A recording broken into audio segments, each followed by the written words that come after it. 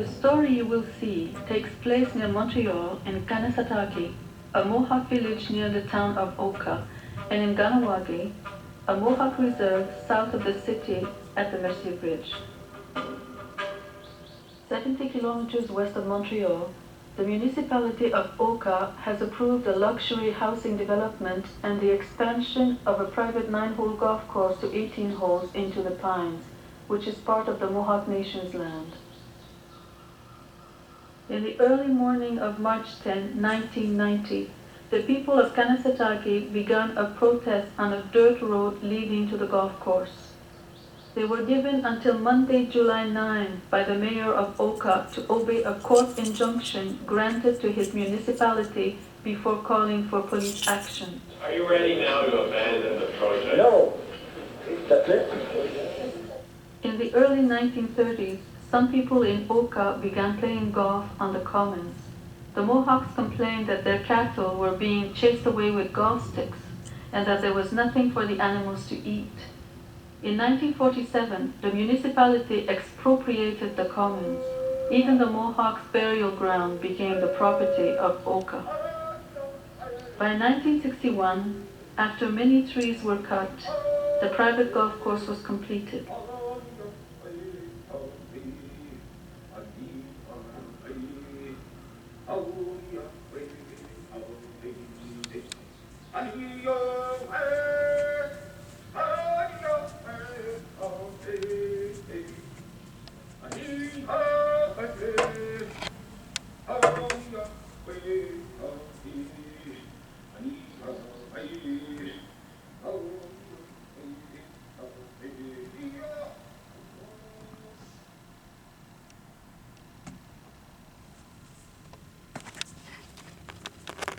In today's session, we have invited an elder, and I will invite everybody here to introduce themselves in our discussion.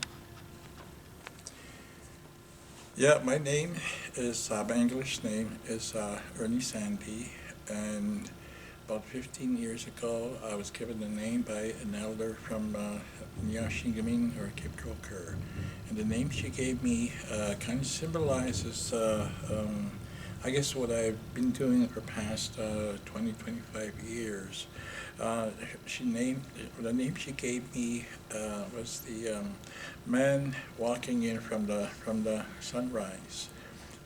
Bewasiak Balas Maseta Nine Miogashan Kashin. That's the name that she gave me. Use that name in ceremonies, whether it's in the Sweat Lodge, or I use it very proudly. I'm very glad to share share my knowledge. I've been around for quite a while and learned quite a bit. And it's our ways to you learn something in one arm, you pass it on to the next arm. It's and to the next hand. And I guess role is to educate. Very proud to be walking in two worlds. This is proud, this is comfortable standing in front of 20 students, 200 students in university or college. I'm also very comfortable sitting in a sweat lodge or talking in a circle, listening to students, listening to my people.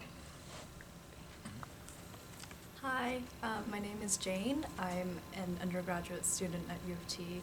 I study English and psychology, and I'm really pleased to be here, and I can't wait to speak and listen to hear what you guys have to say. Hi, my name is Cindy Sinclair. Cindy is my Canadian name. My real name that was given to me by my parents when I was born was Ruvasri. I'm from an Indian background, Hindu background, and the way I understood, my parents explained to me about how my name was given to me was when a child is born, the parents instead of taking the name from the mother or the father and pass it down, they go to a pundit and they open a book, and depends on what page that book is open on, the pundit will say a letter or a number or a name or an initial that comes out on that page. And the parent, my dad, took the word Rue that came out when the book was open, and he made up my name. And so my name is now, has been Rue Vastry Sinclair. So he took the Rue that came from the book, from the culture, and add Vastry, which is another Indian word. And so my name is very unique. I don't think I've heard anyone else with that name. So anyhow, that's my name. I am actually a student here at OIC. I'm a PhD graduate student. I've worked at the university for many years, and I've decided to go to school now to finish off my PhD, which I started while I was working. And I'm very pleased to be here. I want to thank Lynn for inviting me. I've never really involved myself in the study of philosophy in any way, or Indian Aboriginal or Indigenous culture or knowledge. But a trip to Africa recently in December this past year made me realize, or really open my eyes into the liveliness and the strength and the power and this thing that's called culture, that you really don't know how to explain it, because it took me about 17 hours and on the plane to get there, and I realized that my culture, where I was born and grew up, is still alive. I saw it when I was in Ghana, Africa, and so I am very pleased to be here to share part of that experience with you today. Mm-hmm. Yeah, also too, in terms of culture, our culture was basically taken away, outlawed. All our ceremonies were, you could actually, people were arrested, for practicing the culture, but now we are in that era where the culture is coming back, the customs are coming back. After a generation what I call a very large hiccup, now it's coming back. We're proud of our dances. We have something called powwows, which is basically a social gathering of drummers and singers, and we dance. I also dance too. I dance powwows, but it's that restoration of the pride in our ancestors. It's something that the spirit of the ancestor. That's what making us strong. You can destroy the body, you can destroy the emotion, you can simply devastation. But the spirit, it's the spirit of our ancestors that really, gives us that strength. When I very fortunate to have my language, my first language was Ojibwe, and when I pray, I say, Mishom Sananik, Nok Misnanik, Kinwa Gadiniganiek, Kinwa Gabe Kwamian, Kinwa Gabe Gusin Magoyek Che Widoquian, the Mandachum Skogapian.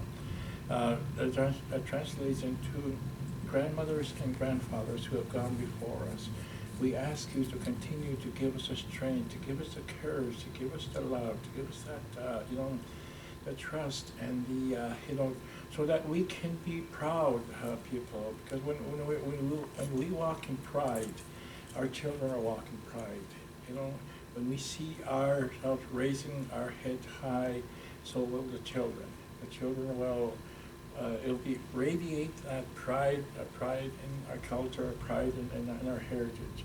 Something that as I mentioned, I don't like talking about my education, but in my years at University of Western Ontario, I studied journalism, studied political science, I studied in Canadian social history and pre-law. those are things that I came away with. But nowhere in my house will you find degrees. It's not what I have in terms of education, but what I do with it. What I do with it's a tool. It's something that I can use to educate and to educate, I would call all our relations, whether it's a university class or a college class or a high school class, whether it's people in a circle. I would say in terms of possessive, but in terms of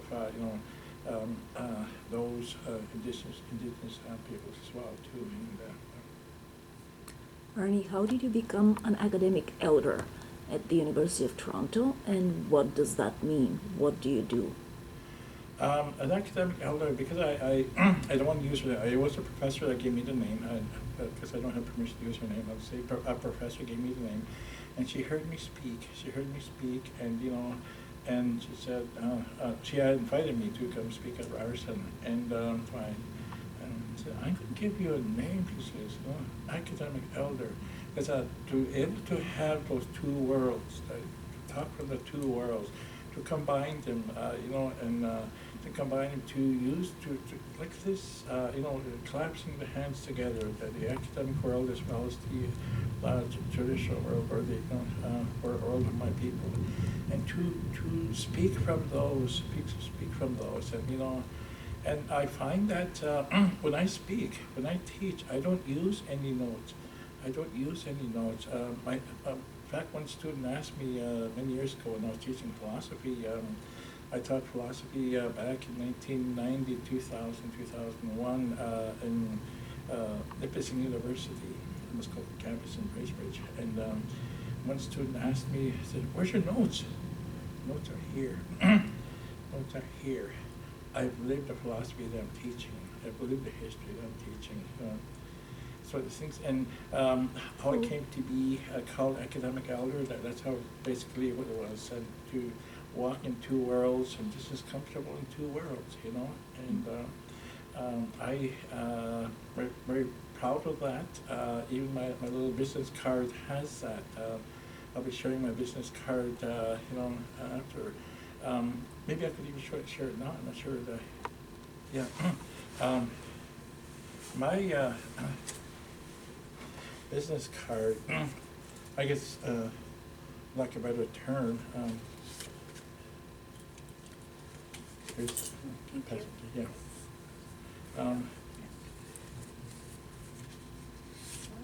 Yeah. It says, Bzindwishnang, listen to us.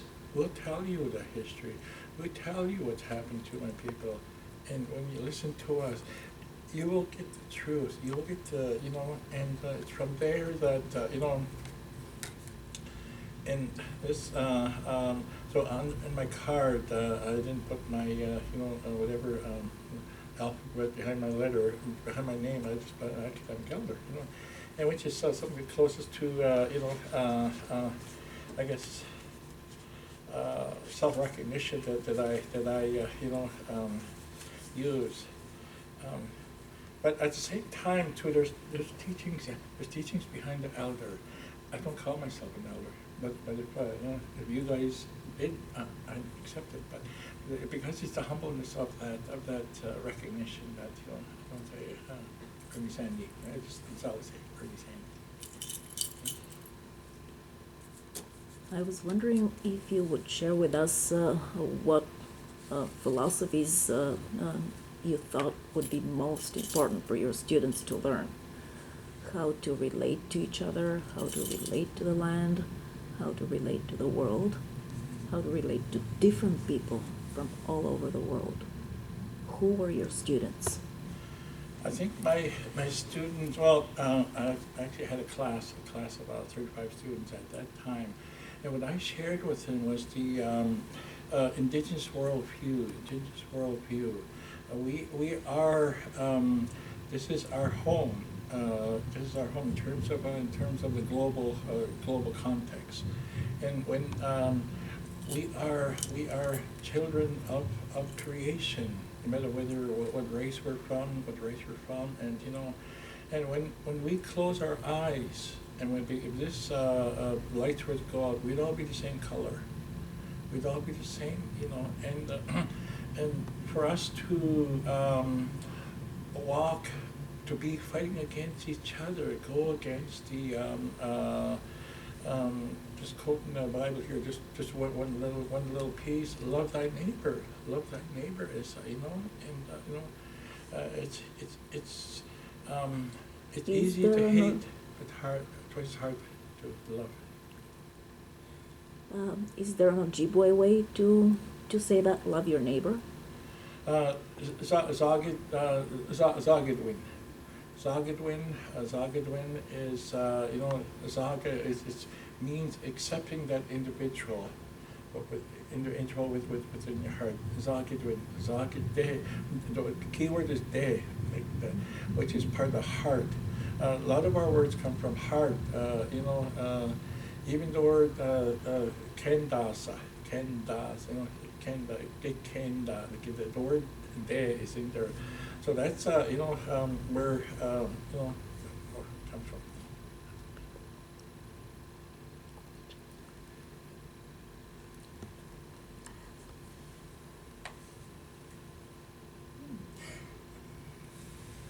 You can ask me.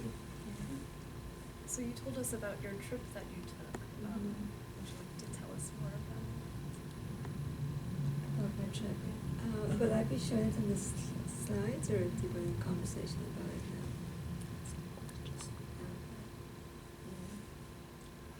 now? Yeah, I'd love to hear about your trip. I'd love to hear about your, I mean, also the different, you know, different cultures, different, you know. Yeah. I always find it very fascinating to hear people talk about culture and about indigeneity.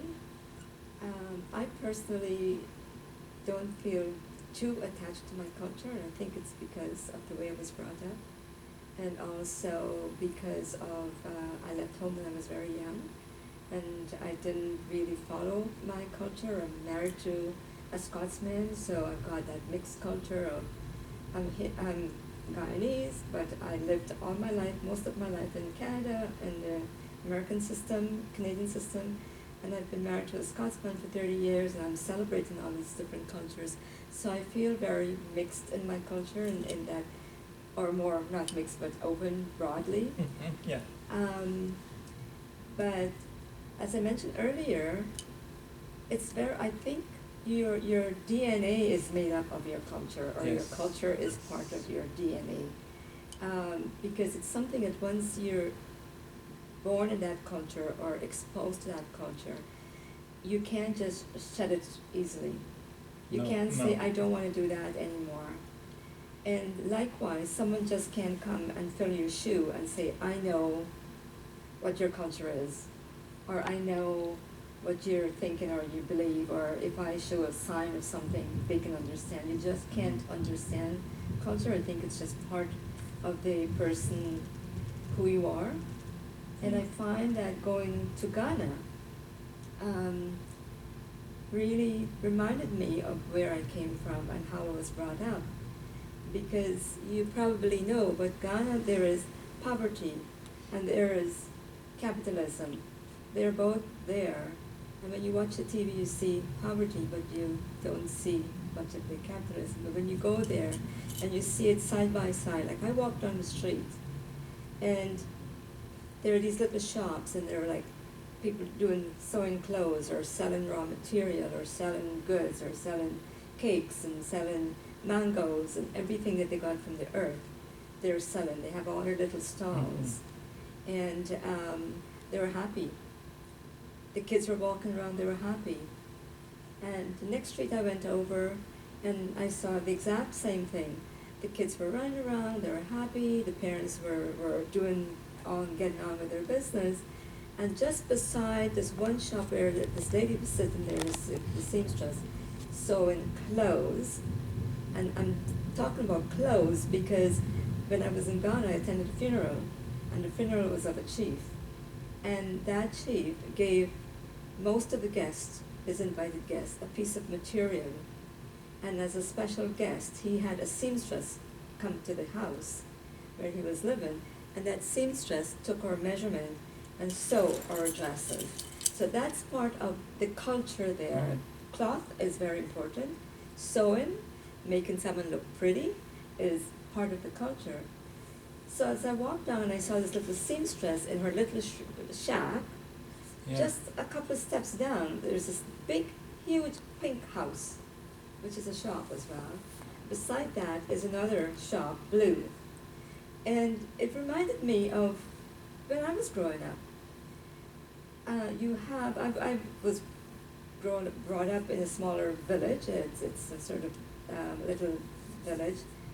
But my parents were well off. They were in business. And we had a big house, and we had combined, and we had a truck, and we had cars. And my parents were really doing well. But just next door, I look over my window, and I would see a drain, and you would see things floating, and you would, just next door would be the neighbor who would come over to our house, take her clothes to her house, wash the clothes, hang it up on the line, take them down at the end of the day, iron them, fold them up, bring them back to our house.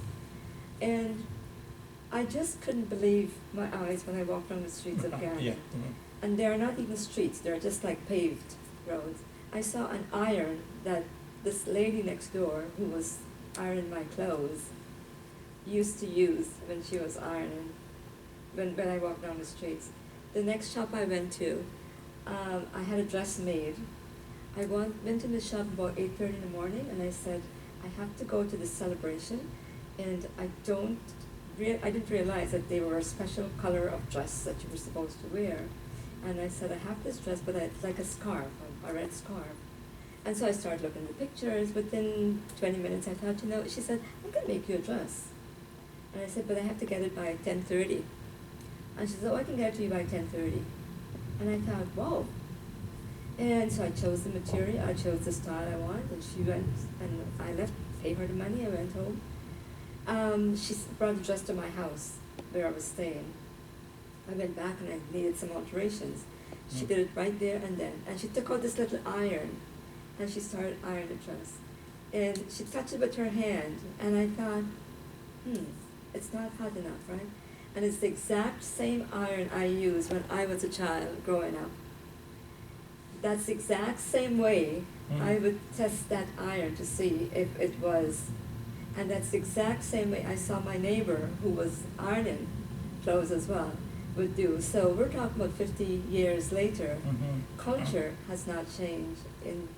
It's there. And even though I've gone away from it for so long, I had to go, I don't know how many 100,000 miles, 40, 50,000 miles away from Canada, which is another 3,500 to Guyana, to see the exact same culture being practiced in these days. So I was fascinated. I thought, I'm living in Canada. This doesn't happen here. And I haven't been back in Guyana for a long time, for 20-something years, 81. So a very long time. And to see that really made me realize that culture is still alive. Oh yeah, It's still alive. Yeah. And my children, who would never understand that culture because they're half mixed, they're half white, half Canadian, whatever they are, they wouldn't understand that. And even if I take them to Guyana and show them that culture, they wouldn't understand it. But they understood my husband's culture because I took them there when they were smaller. We took them there, we exposed them to the culture, they understand that culture. And the same as you came from Beijing when you were 4, you went to London. I went to, Birmingham. To Birmingham, yeah. So, you went to a different culture, but you've stayed in touch with your culture. I'm sure you still understand your culture. And that would never leave you, I think, as far as you run away. And I think that especially the young people nowadays, when you mention about what do you teach in the class, what do you teach the kids? And I was thinking that kids, like when I was 15, 16, I want to run. I was a rebel. I wanted to explore the world. I didn't want to be tied down. And I think young people nowadays, they don't want to be tied down. They want to explore. So, if they run and say to their parents, I don't speak that language. I'm a Canadian. I want to do what the Canadians do. I want to be like a Canadian. That's temporary. And when they're in school, and you're teaching your culture, and they're starting to realize Yeah. that there is more to what they believe than what's around them. They go back to their roots. They want to understand the roots. They want to know. And it would never die. And it doesn't take long, even if you run away from it, it comes back. Yeah. So my experience in Ghana was very precious, very precious. And I didn't pay much attention to culture and to, I mean, I come to OISE and I hear people talk about racism and inequality and you know, we talked about colonialism earlier as well. I was sort of brought up in coloniality, because that's the way my parents lived. And you mentioned culture is within the I think you that colonialism is within the colonials, right? You colonialize someone. Yeah, colonized. How does your culture thrive, survive, persist? I think, no, I'm just, I think, how did we survive? I think we survived by stand beside each other symbolically as well as physically, you know, and not to condemn anybody, not to judge anybody, but you know, in our ways, you know, even though we didn't have the material things, I remember many years ago, someone asked me, in fact, this one in class, what is your people, how does your people survive depression? Era of the depression, 1929 or thereabouts, you know. So what depression, you know?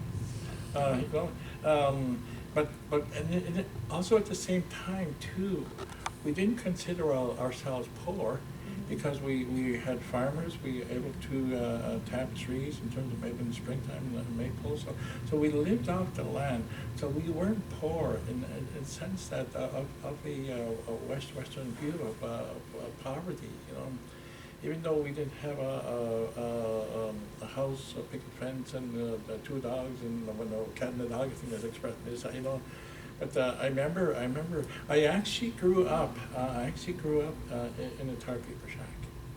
Actually, there was no hydro there was no telephones. This was back in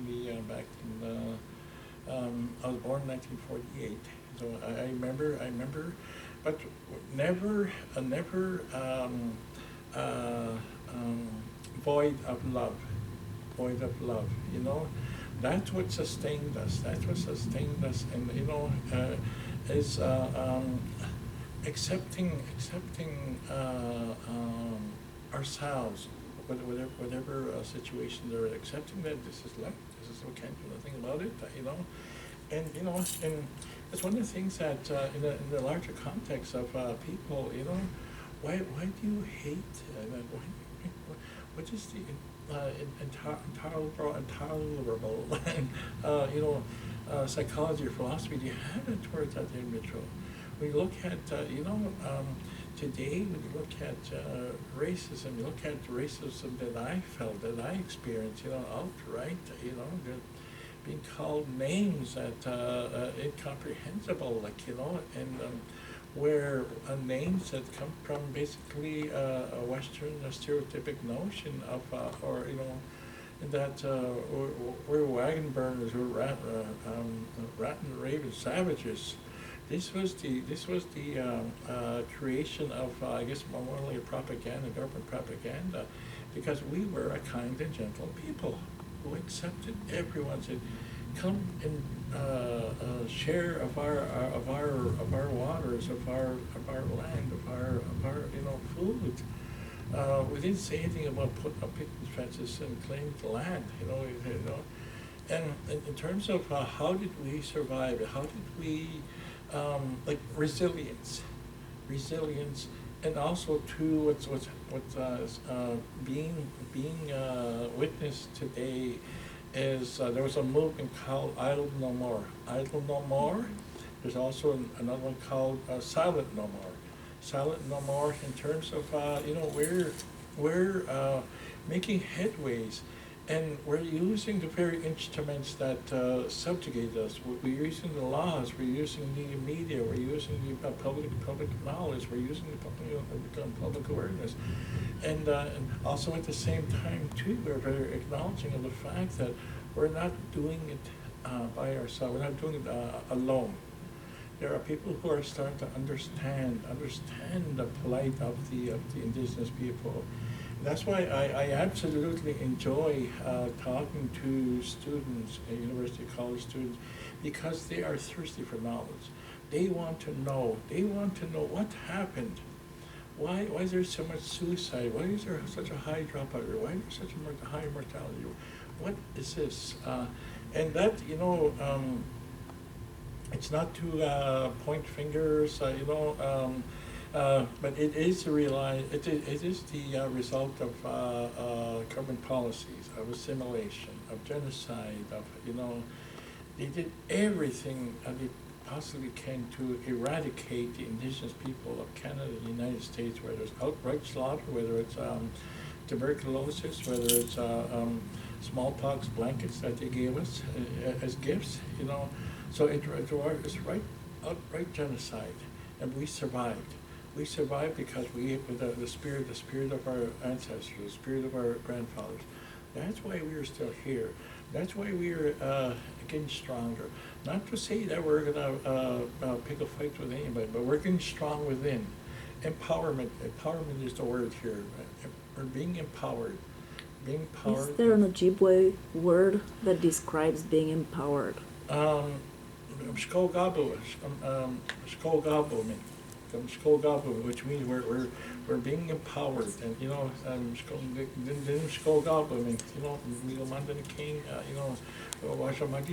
this is how we're going to move forward by empowering ourselves and empowering those who walk beside us. I often use the word. We're not looking for a handout. We're looking for a hand up. We walk together. We'll walk together into the future as brothers, spiritual brothers and sisters. How do you say we walk into the future as spiritual brothers and sisters in Ojibwe? Kinago Chiwidok Tagin, Kinago Che, Mount Gabuin, Kinago Kenge She, Wasago Chinabing. Roughly that translates into, to walk together and to look to the future together.